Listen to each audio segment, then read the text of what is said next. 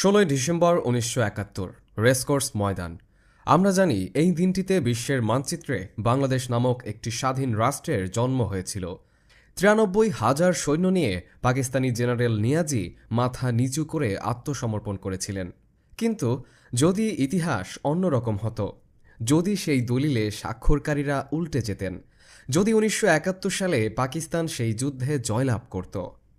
আজকের ভিডিওতে আমরা ইতিহাসের এমন এক ভয়ঙ্কর অধ্যায় জানার চেষ্টা করব যা ভাবলেও মেরুদণ্ড দিয়ে ঠান্ডা স্রোত বয়ে যায়। এটি কেবল একটি কল্পকাহিনী নয়, পাকিস্তানি সামরিক জান্তাদের গোপন নথি, হামিদুর রহমান কমিশনের রিপোর্ট এবং তৎকালীন ভূরাজনীতির ওপর ভিত্তি করে আমরা দেখব কেমন হতো সেই পাকিস্তান শাসিত পূর্ব বাংলা যদি আমাদের মুক্তিপাগল দামাল ছেলেরা এবং ভারতীয় মিত্রবাহিনী হেরে যেত। চলুন প্রথমেই জানার চেষ্টা করি পাকিস্তান কিভাবে জিততে পারত। আদৌ কি তাদের জেতার কোনো সম্ভাবনা ছিল? বাস্তবে তাদের পরাজয় ছিল অনিবার্য, কিন্তু ইতিহাসে সামান্য কিছু এদিক সেদিক হলেই ফলাফল ভিন্ন হতে পারত। আমরা তিনটি প্রধান কারণ বিশ্লেষণ করব যা পাকিস্তানের বিজয় নিশ্চিত করতে পারত।